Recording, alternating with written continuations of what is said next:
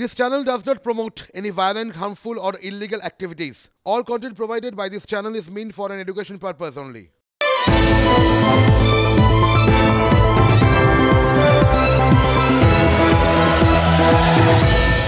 এক একটা দিন না এরকম হয় জানেন তো, হঠাৎ করে মনের মধ্যে কবিতার দু চারটে লাইন কীরকম বারবার ঘুরে ঘুরে ঘুরে ঘুরে আসতে থাকে। আজকে যেরকম হচ্ছিল, খালি মনে হচ্ছিল ওই যাহা চাই তাহা ভুল করে চাই, যাহা পাই তাহা চাই না।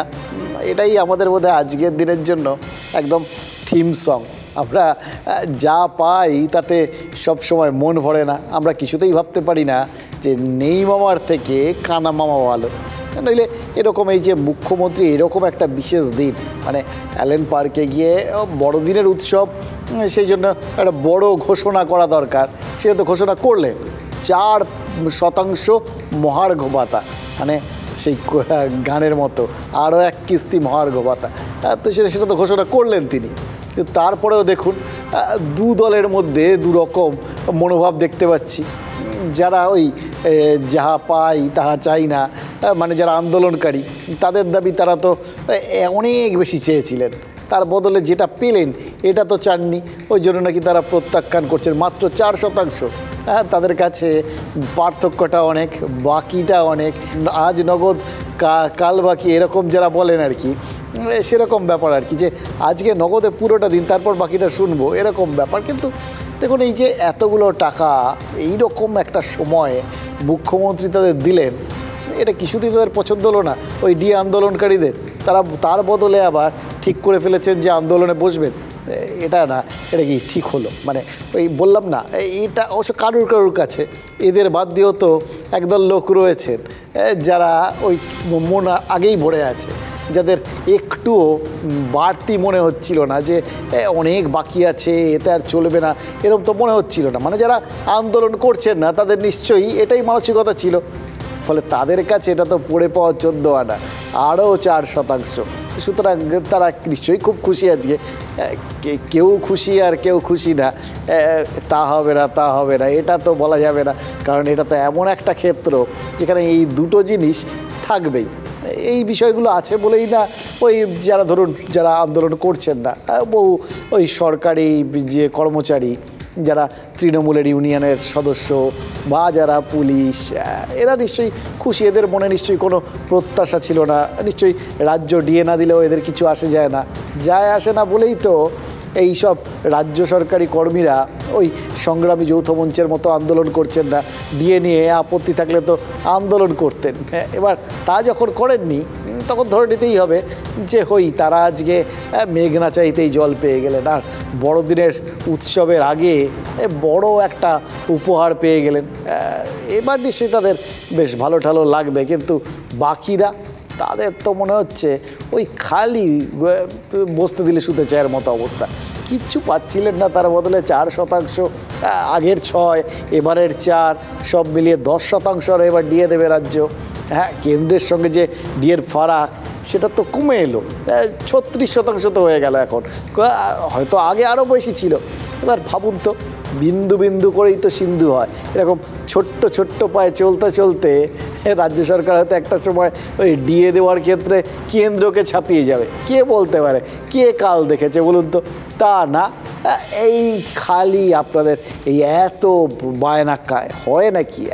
এরকম একটা সময় যখন কোনো কিছুতে টাকা পয়সা দেওয়া যাচ্ছে না, 100 দিনের কাজে এত লোক টাকা পয়সা পাচ্ছেন না, তখন মুখ্যমন্ত্রী কোথায় ওই রাজ্য ছেড়ে দিল্লিতে গিয়ে আন্দোলনে বসছেন, দিল্লিতে গিয়ে প্রধানমন্ত্রীর সাথে দেখা করছেন। সেগুলো তো সবই তো ওই কিছু টাকা পয়সা নিয়ে আসতে পারবেন বলে।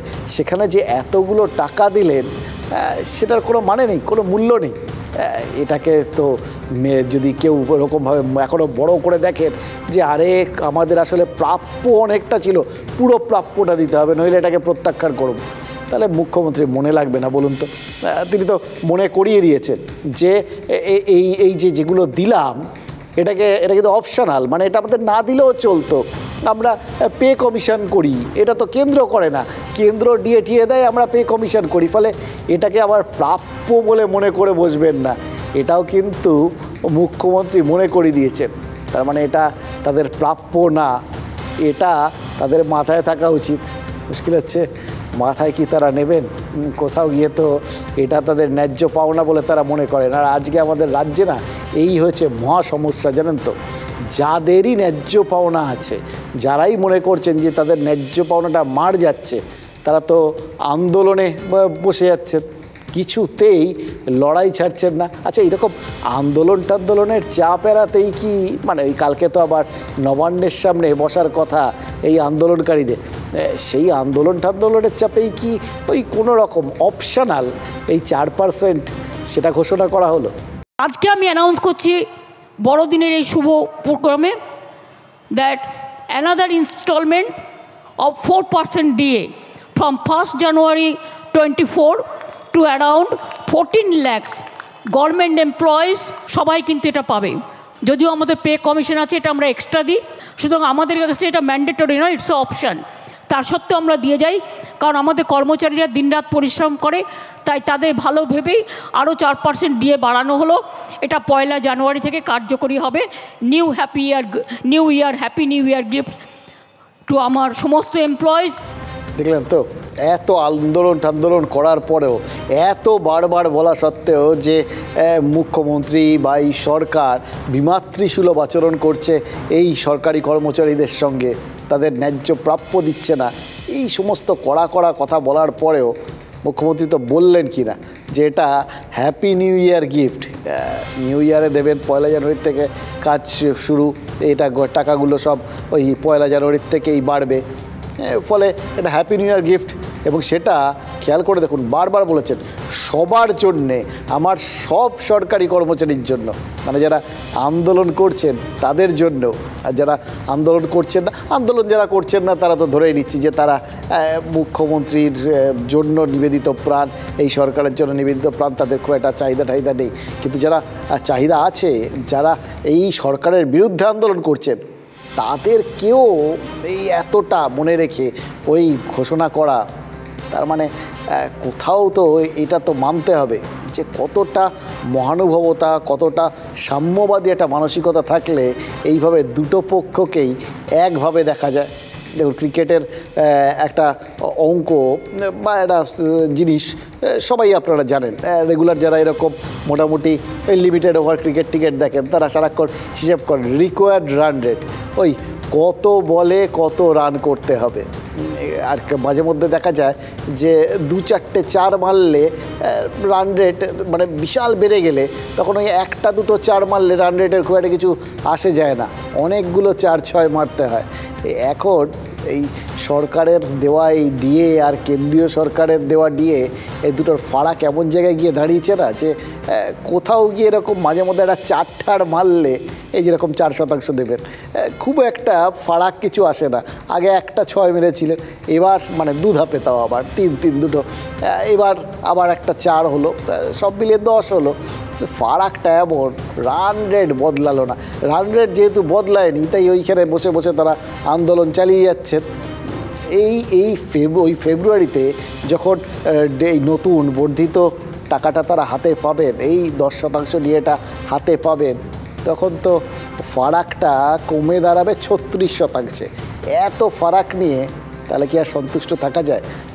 ডিএ আন্দোলনকারীরা ওই run rate, required run rate, সেটা দেখে তার ফলে কিছুতেই সন্তুষ্ট হতে পারছে না।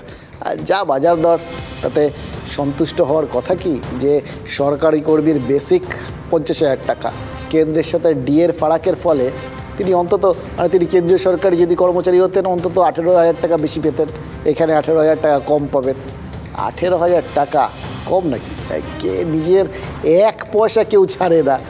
ওই তো দেখলেন নেতারা, তারা কিভাবে যাবতীয় নিজেদের প্রাপ্য গণ্ডা যেরকমভাবেই প্রাপ্য হোক না কেন, সেগুলো সব গুছিয়ে নিয়ে এই এক একজনের ওই কত কোটি টাকার সব দেখলাম, কালকে অরণ্য ভবন থেকে পাওয়া গেছে জ্যোতিপ্রিয় মল্লিকের কত কোটি টাকার নাকি ফিক্সড ডিপোজিট, তারপর LIC, হ্যান ত্যান, এই সমস্ত কাগজপত্রগুলো সব পাওয়া গেছে।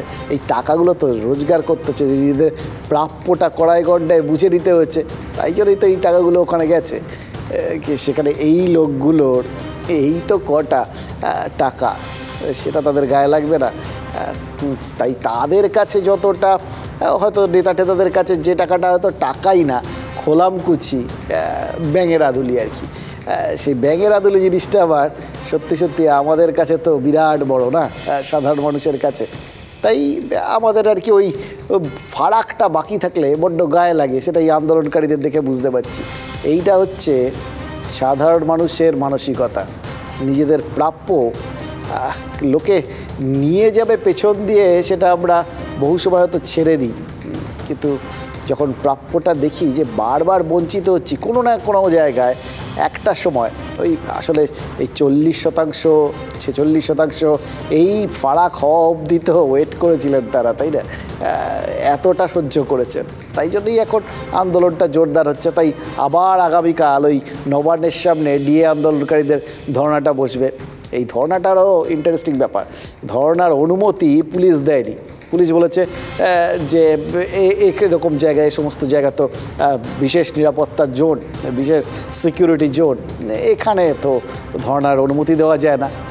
মুশকিল হচ্ছে বাঙালিতে এখন হাইকোর্ট চিনে গেছে, যা হচ্ছে সব হাইকোর্টে যাচ্ছে। আজকেও সেখানে হাইকোর্ট থেকে কি বক্তব্য এসছে যে রেড রোডে ধর্না চলতে পারলে নবান্নের সামনে ধর্নায় কিসের অসুবিধে। আরও বলেছে যদি ওই একদম যেখানটায় কারফিউ জোন প্রায় বলা চলে আর কি, সিকিউরড জোন, সেইখানে বসে যদি ধর্না চলতে পারে এখানে অসুবিধে কি?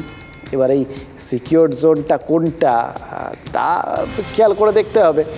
রেড রোড তো আছেই, আরও ধরুন রাজভবনের সামনেও তো আমরা ধর্না বসতে দেখেছি। এই সমস্ত জায়গাগুলোর কথাই হয়তো মাথায় ছিল বিচারপতি, সেটাই হয়তো বোঝানোর চেষ্টা করেছেন। এবার সংগ্রামী যৌথ মঞ্চ বলেছে মুখ্যমন্ত্রী যতই 4% বাড়তি দিয়ে দিন, যেমন ধর্না তেমনি রবে, ধর্না উঠবে না।